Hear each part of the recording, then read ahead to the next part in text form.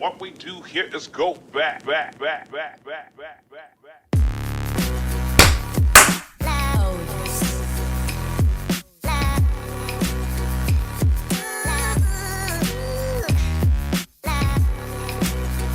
toute façon, on sait très bien, en général, on se base même pas sur le clap parce qu'on l'a vu, ça sert à rien. On se base sur le dont on se rappelle, en fait.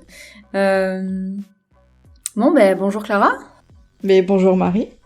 Bonjour à toutes, à tous, pardon, par les deux. À toutes et à tous, voilà, à tout le monde en fait. On dit bonjour à tout le monde, voilà. Voilà, toute la population.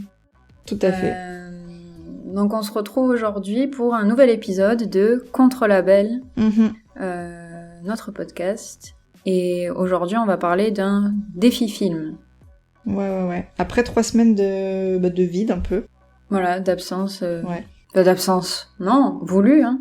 Mais, oui. mais nous on a l'impression d'être loin de vous, parce que ce nouveau rythme finalement, il était bien pour un livre, mais pour un film c'est particulier, quoi. Ouais. Parce que avec le film, on était le nez dedans pendant 15 jours. Avec le livre, tu veux dire ? Oui, pardon. Et là, avec le film, on a vu un film qui a duré 2 heures en l'espace de 15 jours, donc on n'est pas autant immergé qu'on l'était avant. Je dirais même en l'espace de 3 semaines, puisqu'on a enregistré il y a 3 semaines, mais c'est vrai que l'épisode est sorti il y a 2 semaines, donc en fait... Nous, ça nous fait une coupure de 2 semaines, en tout cas, pour nous. Voilà, c'est ça. Pas pour vous, mais désolé. Hein. Faut nous laisser les travailler. Hein. Voilà. Alors ce film, voilà, qu'est-ce que c'est ? C'est Le Cercle des poètes disparus par Peter Weir, un réalisateur australien. Et c'est un film sorti en 89, ouais. Avec Robin Williams dans un rôle de prof. Tu es une grande fan, disons-le. Qui est professeur Keating. Voilà, c'est ça. Il y a aussi Ethan Hawke dans le rôle de Todd et Robert Sean Leonard dans le rôle de Neil. Voilà. Et le réalisateur Peter Weir, il a sorti un de mes films préférés, à savoir The Truman Show. Ah ouais, donc, j'ai vu ça aussi. J'étais surprise. Je savais pas, je savais pas que c'était le même, mais pareil. Je suis trop fan du Truman Show, mais alors là, je sais pas du tout. Moi non plus. Mais d'ailleurs, ça, c'est marrant finalement que ce soit le même réalisateur. On verra peut-être après pourquoi, parce que ça me surprend, mais c'est bien, ça me surprend bien. Et il y a un autre film qui est connu qu'il a réalisé, qui est dans ma liste un peu de films à voir, c'est Picnic à Hanging Rock. Ah oui, il y a aussi Robin Williams dedans, non ? Ça, c'est possible. Non, il est plus vieux ce film. Je crois que j'ai vu qu'il était de 75. Ah ouais ? Est-ce que tu penses qu'il y aurait Robin Williams ? Parce que lui, sa carrière, c'est un peu années 80-90, quoi. J'avoue. Je dis des trucs, moi j'en sais rien du tout. Bon, de toute façon, on n'est pas là pour parler de ce film, donc... Non, c'est vrai. Donc, de quoi ça parle, Le Cercle des poètes disparus ? Oui, de quoi ça parle ? Eh bien, ça parle d'en fait...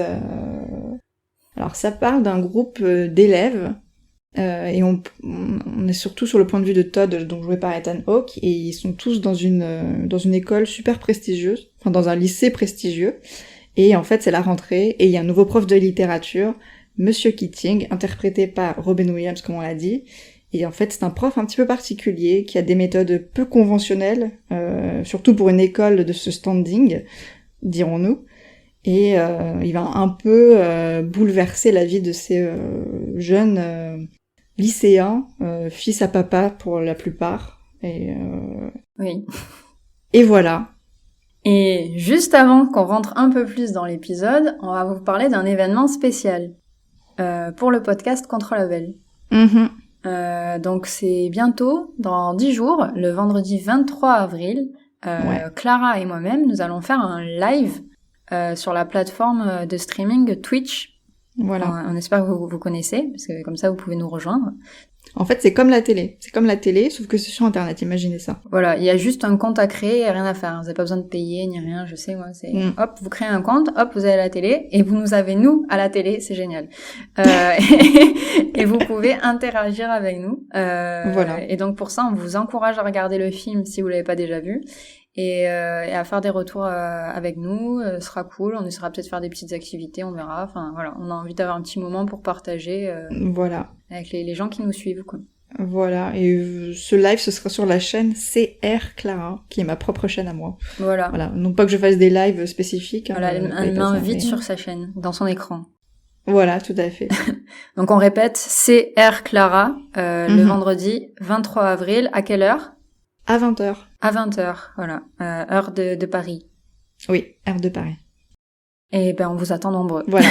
Et revenons à l'épisode. À notre sujet principal.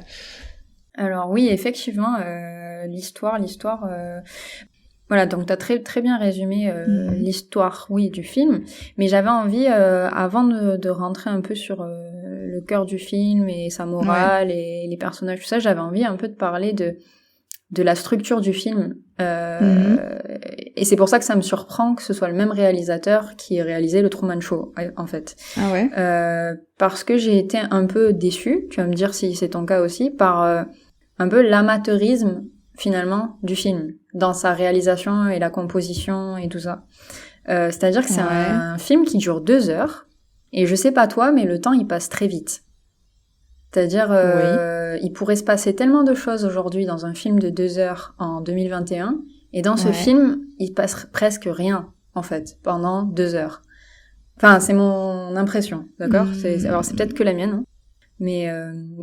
Ouais, je pense que c'est que la tienne, parce que moi, je trouve... Enfin, niveau péripéties, c'est vrai qu'il se passe pas masse de choses. Oui. Après, moi, Moi, je dirais pas que ce soit amateur. Je dirais que ça laisse le temps aux choses de se faire. Amateur, je suis un peu méchante, mais c'est en comparaison avec les films d'aujourd'hui, en fait, c'est ça. Enfin, on voit comment le cinéma, il a évolué entre 89 et 2021, quoi. Mais moi, je trouve que c'est un... Enfin, moi, je trouve que c'est un film... c'est un bon film. Niveau réalisation, montage... Enfin... Tu vois ? Ben, en fait, pourquoi je dis ça ? Parce que je me suis dit, si jamais on n'est pas d'accord, faut que je l'explique quand même, c'est... j'ai l'impression qu'aujourd'hui, tu prends la même histoire, tu prends les mêmes personnages, tu prends un réalisateur, un jeune, je sais pas, de nos jours, enfin voilà, il te fait cette même histoire de manière plus émouvante dans un film qui dure 20 minutes. Et du coup, j'avais du mal un peu avec ce rythme, et honnêtement, un peu comme la fois où on a regardé le Lac des Cygnes, en fait, finalement. Ah, pour toi, c'était lent. Enfin, c'était lent. Et beaucoup de... En fait, finalement, je fais le lien avec le Lac des Cygnes, tu vois. Beaucoup de moments qui servent à rien. Ou c'est-à-dire, ce que j'appelle des moments qui servent à rien, c'est-à-dire, pour moi, le réalisateur, il a laissé trop de place et d'importance à plein de personnages secondaires dans l'histoire. Ok. Et la plupart des personnages principaux ont plus de scènes avec des personnages secondaires que les personnages principaux entre eux. Moi, je trouve ça dommage pour tout ce qui est développement psychologique des personnages, l'enchevêtrement, les interactions, pour approfondir finalement la morale et l'histoire. Bah, ça demande à ce que les personnages principaux ils aient plus de temps de scène, à l'écran, quoi. Et c'est pas le cas dans ce film. Tout se passe avec des personnages principaux qui vivent chacun leur vie un peu de chaque côté et ont leur propre péripéties avec leur environnement à eux, que ce soit la famille, les copains, les machins. Par exemple, Robin Williams, pour moi, on le voit pas assez. On le voit pas assez tout le long de ce film, alors que c'est lui, soi-disant, un peu le vecteur, tu vois, ce qui fait que tout se chamboule dans la vie de ces jeunes, et ben j'ai l'impression qu'on élude un peu ce personnage. On se concentre pas assez dessus, quoi. Voilà. Et je trouve ça dommage. Ah, tu vois, moi, j'ai pas du tout ressenti ça. Pour moi, au contraire, c'était bien rythmé. Et justement, le fait que on voit pas tant Robin Williams, c'est vrai. Mais en même temps, c'est juste un prof de littérature, et je pense que, il est à sa place de prof, c'est-à-dire qu'on le voit 1, 2, 3 fois par semaine. Et il se passe des choses aussi dans la vie de ces jeunes à côté, et en même temps on les voit souvent ensemble, ces jeunes, ils ont leurs propres péripéties de leur côté, comme tu dis, avec leurs parents, leurs potes. Mais je pense que c'est aussi important qu'ils soient avec les personnages secondaires, puisque c'est la vie étudiante, quoi, tu vois. Après, c'est vrai qu'en y pensant, c'est peut-être toi qui as raison, est-ce que Robin Williams, finalement, il est pas un personnage... secondaire, non, mais un peu à côté, puisque le titre du film, c'est pas Monsieur Keating, c'est le cercle des poètes disparus, quoi.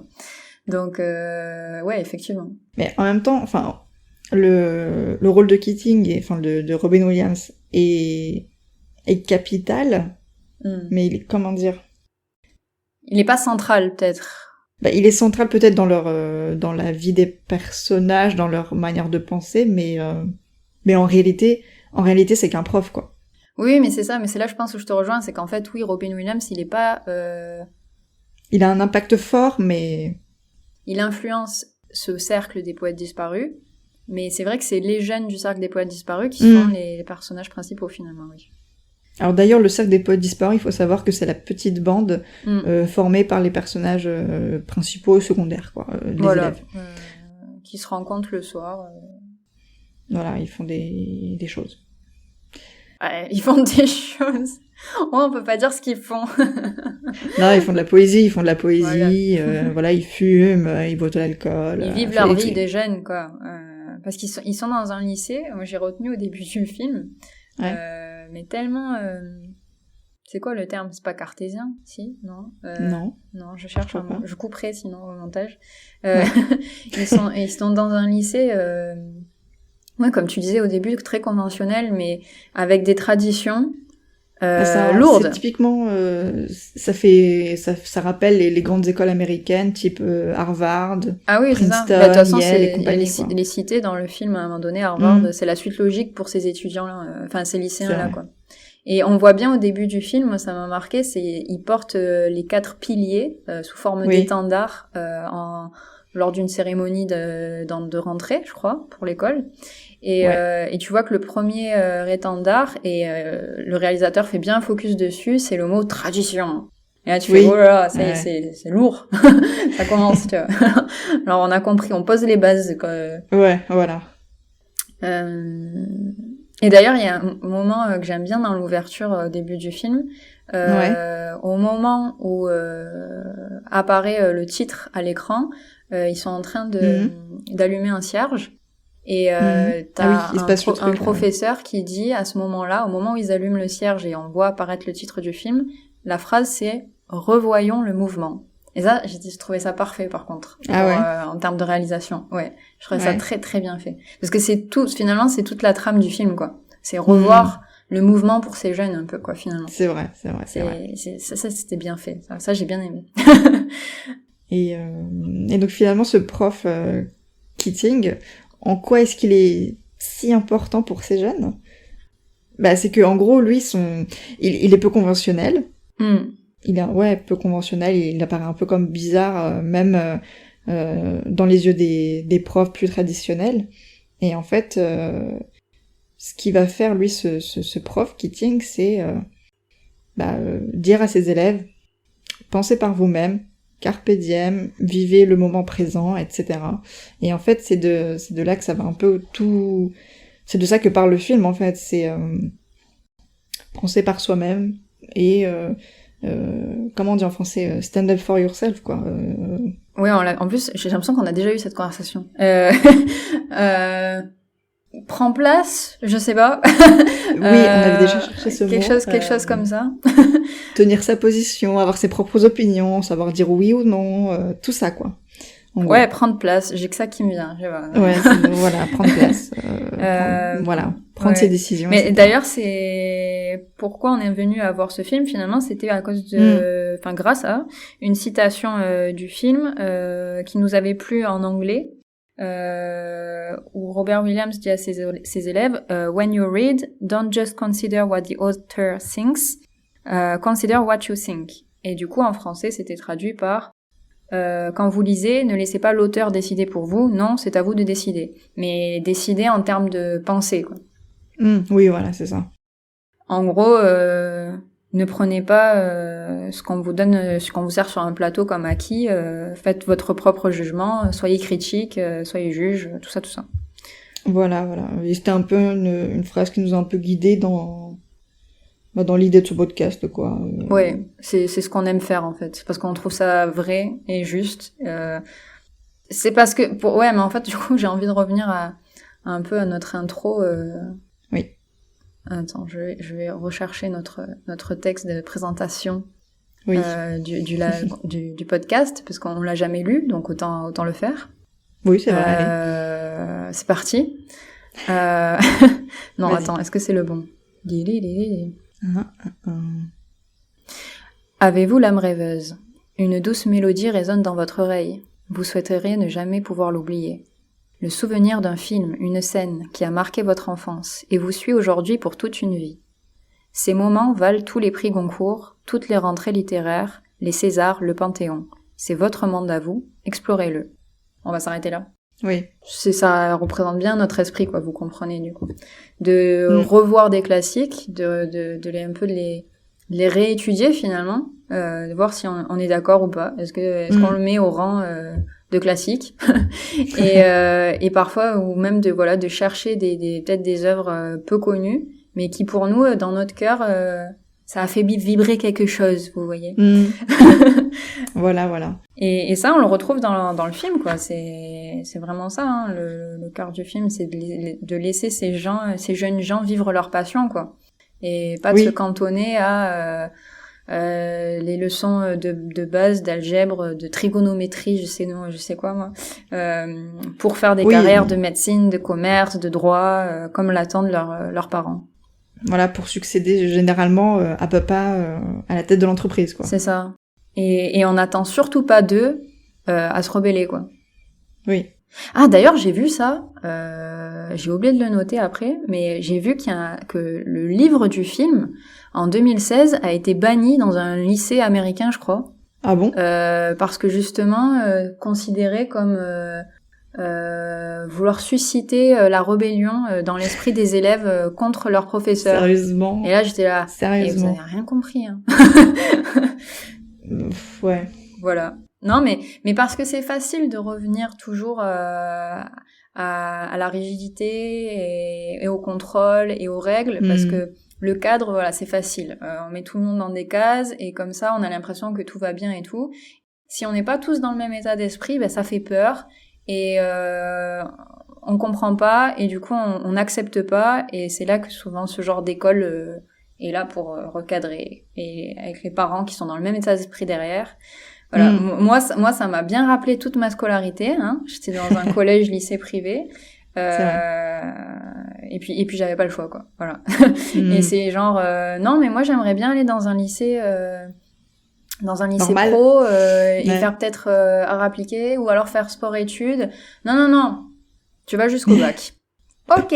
Voilà, mais honnêtement, je me suis beaucoup identifiée au personnage de Neil Perry et c'est triste, quoi. Voilà, c'est triste. Oui. Ouais. Après... C'est un peu fou ce qui lui arrive, mais bon, je me suis quand même identifiée au personnage, qui veut devenir acteur, finalement, comédien. Oui, voilà, il a une passion pour le théâtre, et ce qui est tout à fait incompatible avec les opinions de son père, finalement. Juste aimer le théâtre, c'est trop. C'est des saltimbanques, c'est des excentriques, c'est pas possible. Ouais. Et en fait, lui, il a une passion pour le théâtre. Et il le dit à son père, et son père lui dit non, mon fils, tu ne feras pas de théâtre. Et finalement, il le fait quand même. Il joue cette pièce de Shakespeare. Il s'est dit, c'est pas grave, je me rebelle, parce que de toute façon... Enfin, je me rebelle. C'est même pas... Enfin, si, il se rebelle non, en soi, mais... finalement, c'est la phrase qu'il répète tout le long du film. À chaque fois, c'est mince, c'est carpe diem, quoi. Genre, c'est bon, cueille le jour présent, quoi. Ouais, voilà, et il poursuit juste ce qu'il a envie de faire...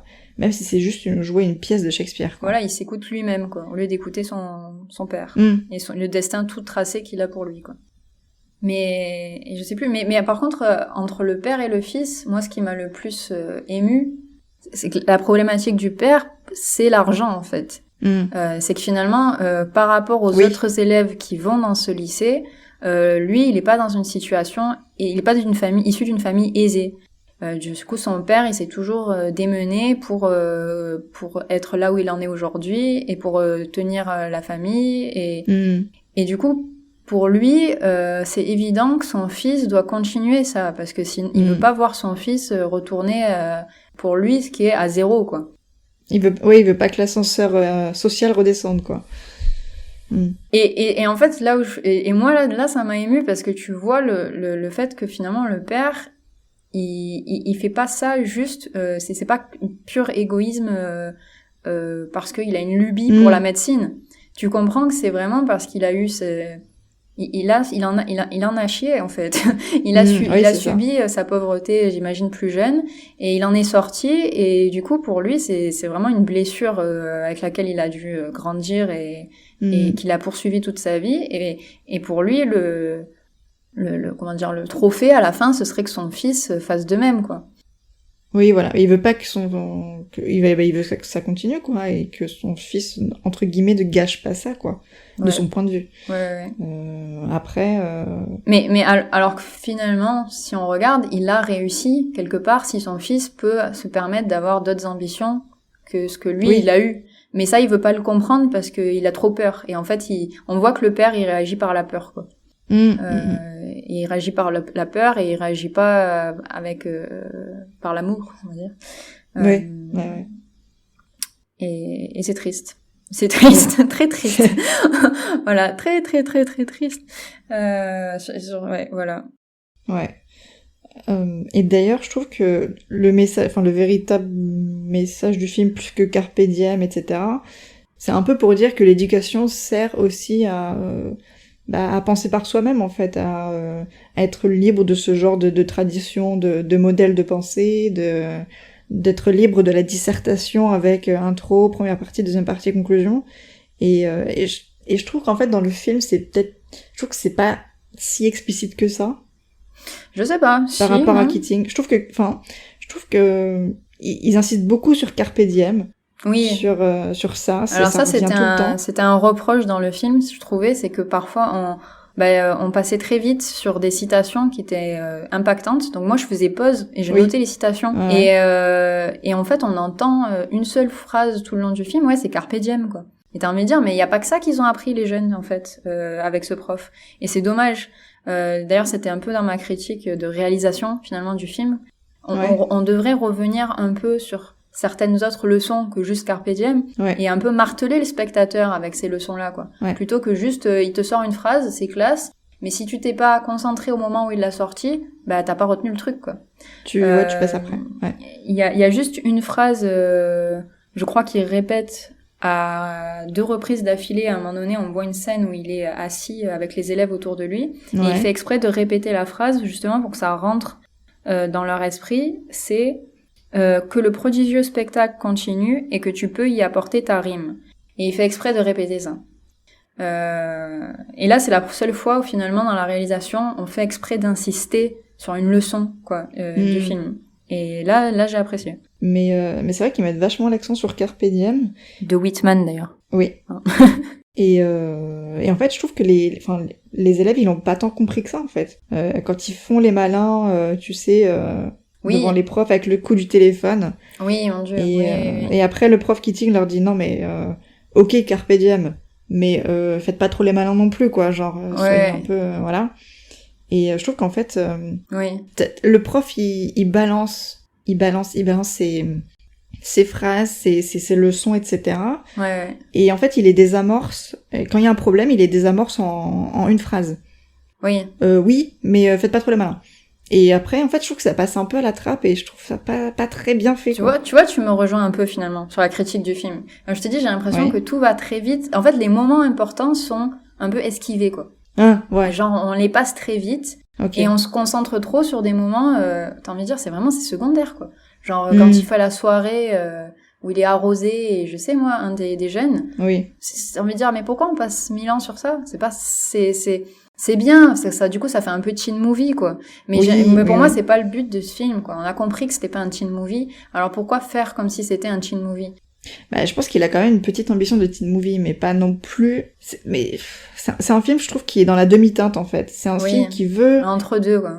Ouais, voilà, j'ai noté que c'était un film qui est contestataire, mais gentil. Oui, c'est ça, on va pas trop loin, en fait. On passe par-dessus un peu, quoi, genre... Et c'est ça, parce qu'il y a des moments importants, comme tu dis, ils passent un peu au-dessus, on les voit, mais c'est ces moments-là qui mériteraient d'être creusés, finalement, et d'aller plus en profondeur, quoi. Mais c'est pour ça que je disais, on peut en faire un film de 20 minutes aujourd'hui, parce qu'en plus, notre génération, elle est très au fait de ce que c'est la phrase Carpe Diem. Oui. Donc je me dis, si ça se trouve, ce film, il est encore moins impactant pour nous que ce qu'il a été peut-être pour des jeunes dans les années 80-90. Ouais. Et du coup, encore plus pour notre génération, je me dis, autant t'as compris la leçon et la beauté de ce film, autant tu vas pas le retenir comme un de tes films préférés parce que finalement, c'est pas que ça a été bâclé, mais il est tiède, c'est tiède. C'est un film gentil. Ouais, mais d'ailleurs, alors c'est l'anecdote qui est rigolote, c'est que cette semaine, je me suis refait la saison 1 de Friends, parenthèse. Et en fait, épisode 21 de la saison 1, tu as Monica, pour ceux qui connaissent, qui rencontre une fausse Monica qui lui a volé sa carte bleue. Et je sais moi, qui mène une vie sur sa carte bleue, quoi. Ouais. Et elle la dénonce pas et tout. Enfin bon, peu importe. On parle d'un autre truc là, une série Friends. Mais il y a un moment très drôle où tu les vois parler du cercle des poètes disparus autour de la table. Ouais. Et t'as la fausse Monica qui explique pourquoi aujourd'hui elle a ce mode de vie un peu justement attitude carpe diem où elle fait tous les jours un peu ce qu'elle a envie et voilà. Okay. Ouais. Et elle dit un jour j'ai vu un film qui a changé ma vie. Est-ce que t'as déjà vu le cercle des poètes disparus? Et je sais plus ce qu'elle répond Monica et elle répond la fausse Monica continue parce que j'ai pensé que ce film était incroyablement ennuyeux. Et du coup, elle explique, et elle est là en mode, ouais, parce que ce jeune qui à la fin, je vais pas dire quoi, parce qu'il peut pas être dans la pièce, c'était quoi ça? Mais attends, ce jeune, il attend 1 an, il quitte sa maison, et puis il fait du théâtre dans un club à côté, quoi.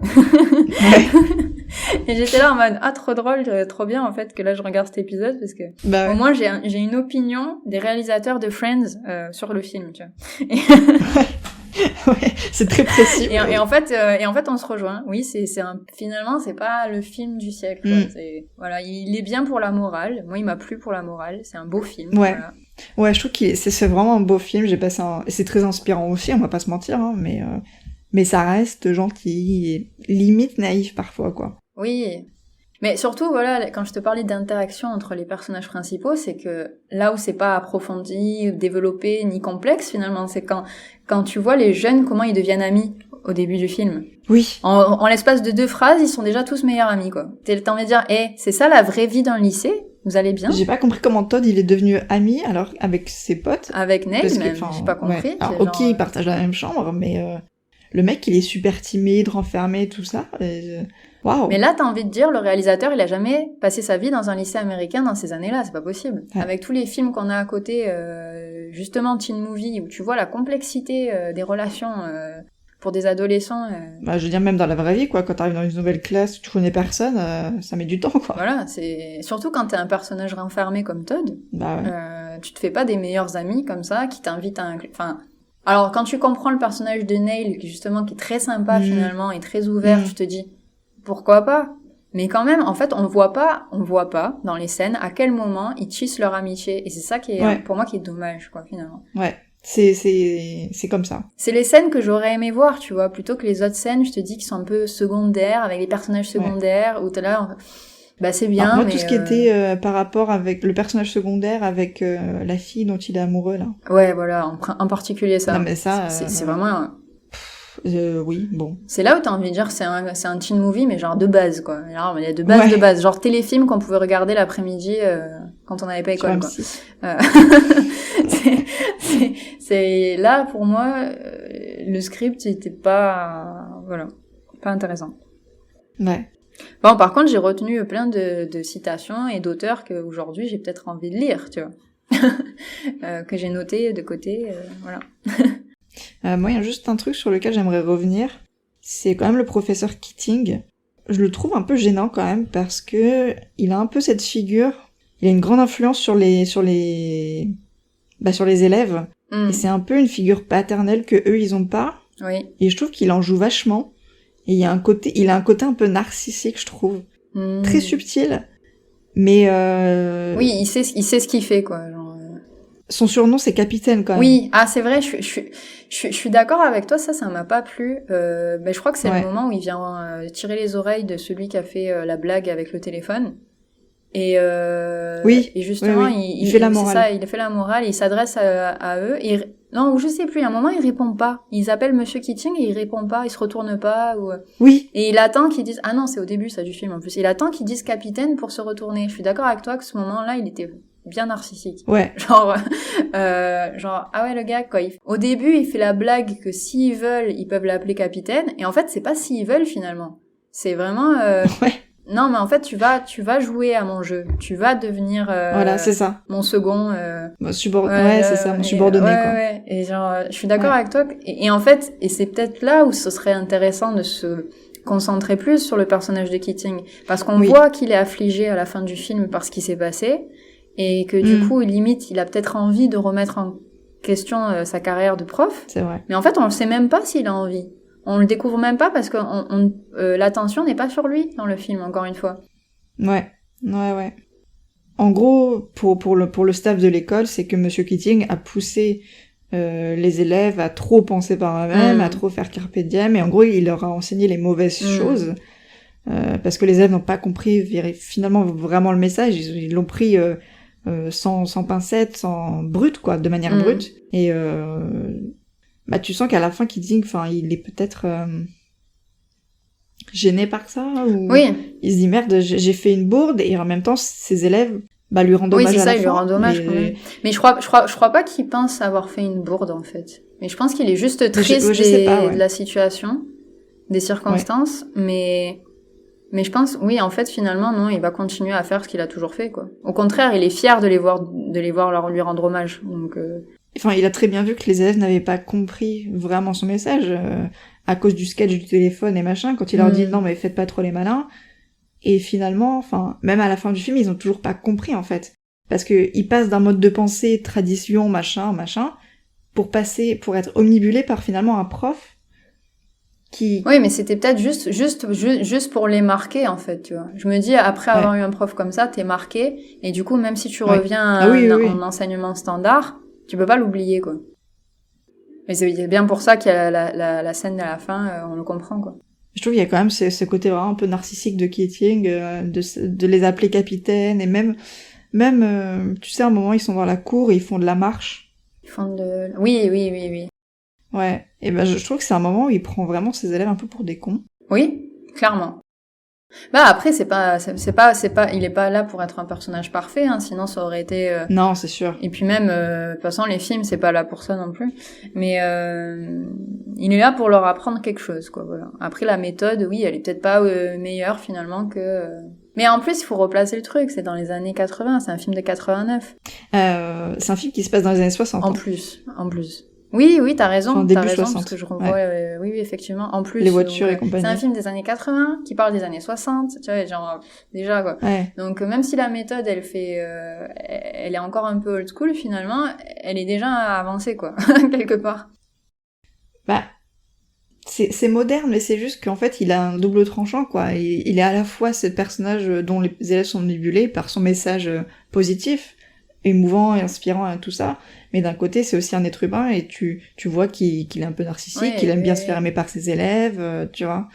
Et je trouve que ça, on en parle, c'est pas assez explicite pour moi dans le film, et c'est pour ça qu'à la fin j'ai du mal à comprendre en fait pourquoi est-ce que ces élèves ont réellement compris son message. T'as l'impression que non, ils sont toujours omnibulés par ce prof. Ils sont omnibulés, mais ils ont retenu que c'était important de pas suivre que l'enseignement d'un professeur avec un livre derrière, quoi. Ça, ils l'ont compris, je pense. C'est ça, pour moi, ils ont compris, mais ils ont pas compris que finalement, ils abordaient un enseignement pour en suivre un autre.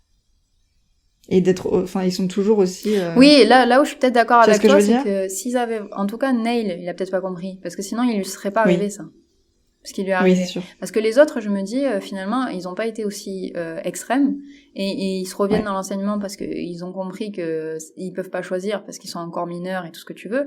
Mais je pense que voilà, et après ça peut quand même les avoir marqués et du coup leur permettre d'avoir un regard sur ce qui se passe.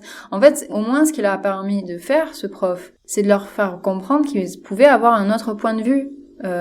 Sur leur vie, de montrer autre chose. Parce qu'ils ont l'impression que leur vie elle est normale finalement, alors qu'en réalité C'est un style de vie, mais c'est pas le seul style de vie. Il y en a d'autres. Voilà. Et eux, ils ont l'impression que c'est la voie et c'est comme ça. Ouais. Et en fait, lui, il leur permet de voir, non, vous pouvez envisager autrement si vous le souhaitez, ou si vous souhaitez vous plier à l'exercice, quoi. Ouais. C'est bien pour ça qu'il leur parle toujours de perspective et de voir les choses d'un autre point de vue, autrement, et de pas laisser justement l'auteur décider pour eux, et bien à eux de penser par eux-mêmes. Et d'ailleurs, c'est pour ça qu'à la fin, j'aurais bien aimé avoir une scène en plus, un peu une ellipse de genre 15 ans, et façon, que sont-ils devenus, tu vois. Pourquoi pas. Je trouve que ça aurait été pas mal. Je pense que ça aurait été une bonne conclusion. Pour une suite, peut-être. Je sais pas, à la fin, ça aurait fait un peu... Mais bon, oui, mais je comprends. Mais moi, tu vois, à la limite, je serais plus... Je sais pas, je reste... moi, là où j'ai le plus de manque, c'est de savoir qu'est-ce que va devenir ce professeur Keating, quoi. Parce qu'à un moment donné, il le dit, comme quoi c'est très important pour lui, l'éducation. Et qu'en gros, il est prêt à vivre dans ce lycée avec ses élèves en dortoir, enfin pas en dortoir, comment il vit, lui il a une chambre pour lui, quoi, mais en pension, je veux dire, quoi. Ouais, voilà, avec ses autres élèves, parce que finalement pour lui c'est sa vie, l'enseignement, l'éducation, et tout ça c'est présenté, mais c'est très court, c'est très très abstrait, on sait pas son histoire au gars derrière, pourquoi c'est si important, pourquoi, tu vois, j'ai l'impression de m'entendre parler du château ambulant de Miyazaki. On sait pas pourquoi Hurle, il est ce personnage si compliqué. Bah, je sais pas pourquoi ça lui tient tant à cœur. Ouais, voilà, c'est ça, il nous manque, et du coup, on cerne pas pourquoi il a peut-être ce côté un peu narcissique, tu vois, genre, finalement, enfin, pourquoi il en vient là, quoi. Qui êtes-vous? D'où vous sortez? On sait juste quelle éducation il a eu derrière, à quelle université il a été, et c'est tout. Ouais. Oui, c'est vrai, ça manque de background, comme on dit. Et pourtant, ça dure 2 heures. Et c'est ça qui tu vois, ça m'attriste, quoi, finalement. Je me dis, tu pourrais faire autre chose aujourd'hui en 2 heures de film. C'est ça, ouais. Mais en fait, je trouve que c'est quand même un bon film qui tient bien en 2 heures, mais je pense qu'il voulait dire quelque chose et qu'il a dit des choses, mais mal. Qu'il a pas assez pris le temps, qu'il s'est attardé sur des trucs, des fêtes avec des meufs. Bah c'est ça, c'est ce qu'on disait, je crois. C'est que c'est trop devenu un teen movie, là où ça aurait pu être un film beaucoup plus profond, s'ils avaient voulu aller dans ce sens-là, quoi. Ouais. Mais peut-être parce que finalement, ça s'adresse à la jeunesse, et du coup, ils ont pas voulu en faire un truc trop lourd. Mais c'est ça aussi. Finalement, c'est le public, c'est qui, quoi. C'est peut-être ça, hein. Parce que c'est vrai que c'est un peu gentil, mais en même temps, c'est ce qui permet aussi que c'est facilement accessible. Ouais, quoi. tu peux le montrer à des collégiens, des lycéens, sans problème, hein. Enfin, ouais, voilà, on va tous comprendre le message de base qui est de penser par soi-même, hein. Oui, c'est vrai que maintenant, en y repensant comme ça, c'est peut-être ça. À qui s'adresse le film, quoi. Aussi, ouais. Mais bon, du coup, c'est vrai que pour des gens comme nous, peut-être, qui sont un peu plus âgés, pas de beaucoup, on aurait aimé quelque chose de plus complexe, quoi. Peut-être, ouais. Mais on l'apprécie quand même. Voilà, c'est j'allais dire un bon film du dimanche. c'est ça. Mais bon, après tout, c'est un film sur l'adolescence et... Oui, donc ça paraît évident que ça s'adresse à des adolescents aussi. Voilà. Effectivement. Finalement, ouais. Et c'est vrai que c'est un film, je pense que si je l'avais vu à l'adolescence, ça m'aurait beaucoup parlé. Oui. Tu vois, j'aurais été trop fan, j'aurais été... Oui, je suis en train de me dire. En fait, on l'a vu trop tard. Ouais, ok. Ouais, c'est ça. Mince. Pas grave. Parce que c'est un peu le lycée, c'est le moment où tu choisis quelle université tu vas faire, qu'est-ce que tu vas faire dans cette université. Mais en plus, si j'y ai pensé à ça, je me suis dit, si j'avais vu ce film plus jeune, tu vois, genre, j'aurais peut-être eu un autre regard sur ma situation. Peut-être, ouais. Ouais, tant pis, c'est comme ça, c'est dommage. Passez à côté. Du coup, ne passez pas à côté si vous connaissez des ados autour de vous. Non. C'est recommandé, quoi. Est-ce qu'on conclut sur le film? Bah ouais, conclusion, ouais, allons-y. Alors, moi, sur le film, je dirais quand même, globalement, on en a beaucoup parlé, hein, mais j'ai quand même vraiment passé un très bon moment devant. Ouais. Je trouve que j'ai passé un beau moment de cinéma, comme on dit. Oui. Après, c'est quand même bien tourné, bien réalisé, les scènes, elles sont belles. Ouais. Franchement, ça aussi, c'est appréciable. Ouais, voilà. Ça dure 2 heures, mais c'est pas une horreur à regarder, au contraire. Du tout, ouais. Les acteurs sont bien. C'est un film qui a des défauts, mais si on le prend vraiment purement en tant que film à regarder, c'est vraiment un bon film. D'un coup, ça me vient, la relation qu'a Oui. Keating avec un autre des professeurs aussi. Elle est tellement pas développée, cette Oui. relation, alors que tu sens qu'il y a une espèce oui, de oui. promixité, de petits... Oui. Ils ont compris l'un et l'autre ce que Keating cherche à faire, mais ça reste en surface, encore une fois. On n'approfondit pas pourquoi ils s'entendent bien, finalement. Ouais. Voilà, bon. Voilà, pardon. Voilà. Ta conclusion sur le film ? Bah, c'est toujours la même chose, à voir quand même, C'est un bon film. recommandable, appréciable, tout ce que vous voulez. Je pense que c'est un film que je pourrais revoir même. De toute façon, c'est des bons acteurs tous, ils jouent très bien, même les jeunes, même les jeunes. Non, c'est quand même bien fait. Les personnages sont bien pensés, bien construits, malgré tout. D'ailleurs, celui qui joue Neil, j'ai regardé un peu sa filmographie à Robert Sean Leonard. Ah oui. Et on l'a pas... Alors je trouve qu'il a été plutôt émouvant dans le film, mais on l'a pas vu tant que ça après dans d'autres films. Il est connu... Vas-y. Il est connu pour avoir joué un rôle dans Dr House. Ah voilà, c'est ce que j'allais dire. Moi, je l'ai reconnu de suite. Ah tiens, j'ai jamais vu House, donc je peux pas te dire. Et je crois qu'à une époque, quand j'avais vu une photo, je m'étais dit, je le connais, machin, avant même d'avoir vu le film. Mais il joue bien dans Dr House aussi, mais son personnage n'a rien à voir. C'est vrai que niveau carrière, tu te dis... c'est dommage, peut-être qu'il aurait pu faire plus. Bah, il aurait mérité plus, ouais. Après, je sais pas si c'est ça, c'est bête ce que je vais dire, mais il n'est pas très grand finalement. Et dans Dr House, alors je sais pas si c'est parce que Dr House est un géant aussi, mais il m'a toujours paru très petit et, et c'est vrai que au cinéma, à Hollywood, si tu veux un peu faire un personnage principal, faut être grand. Ouais. Faut être grand, voilà. Enfin, à part si t'es le comique de service, là c'est bon. Mais, oui, voilà. Du coup, je sais pas. Si tu veux être le beau gosse principal, oui, faut être grand. Voilà, faut être grand. Voilà, c'est ça. Ouais. C'est pour ça, je sais pas. Mais il était bien dans Dr House, vraiment. Et c'est vraiment un bon pendant à Dr House, justement. Ouais. Un bon sidekick. C'est ça, exactement. Voilà, petit aparté Dr House. Voilà, c'est ça. Et Robert Chan. Et encore, on n'a pas trop parlé de Robin Williams. Moi, j'aurais pu m'étaler, perso. Ah bah là, tu peux faire un podcast à toi toute seule. Parce que je l'aime beaucoup, Viola. Voilà. Ouais. J'ai envie de dire, on a fini pour aujourd'hui. Voilà. Merci de nous avoir écoutés. Oui, merci encore. Merci Clara. Bah, merci à toi Marie, c'était vraiment sympa. Ouais, voilà, c'était un petit épisode bien confortable, bien douillet, j'ai envie de dire. Oui, c'est vrai. Limite, j'aurais pu avoir mon petit thé, là, à côté. Bon, j'ai mes petits biscuits, mais...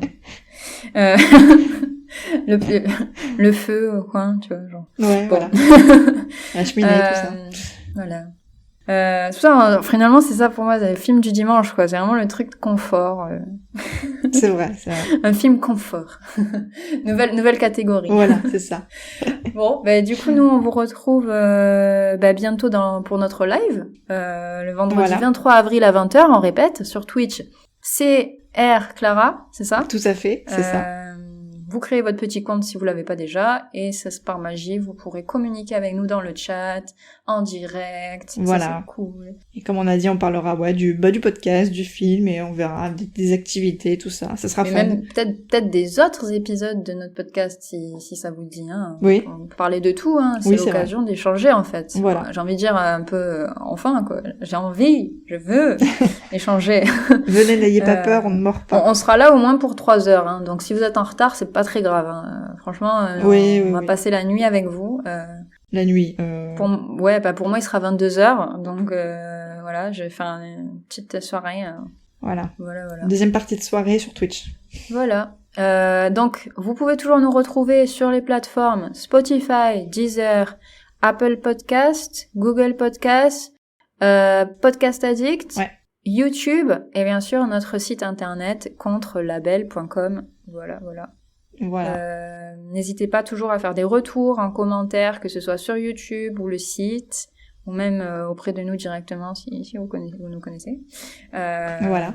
Bientôt, on aura peut-être un nouveau moyen pour communiquer.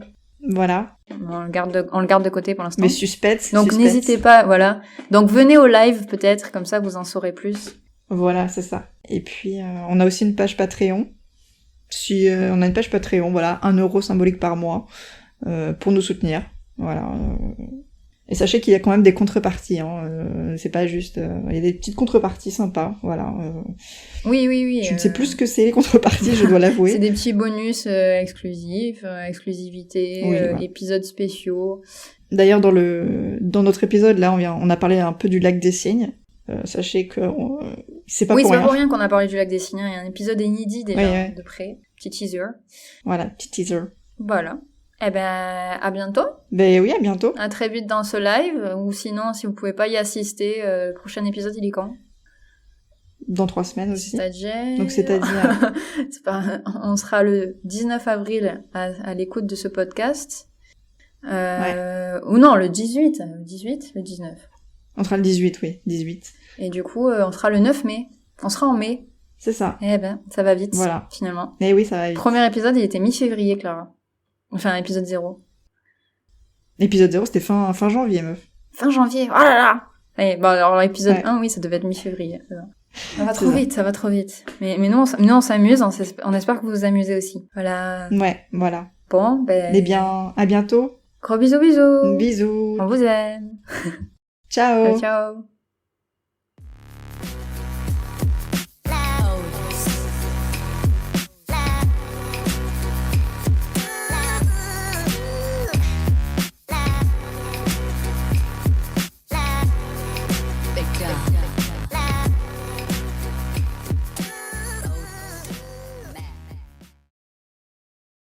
Je crois qu'on l'a. Il y a un truc bizarre, mais... On est complètement décalé pour moi. Écoute. On verra.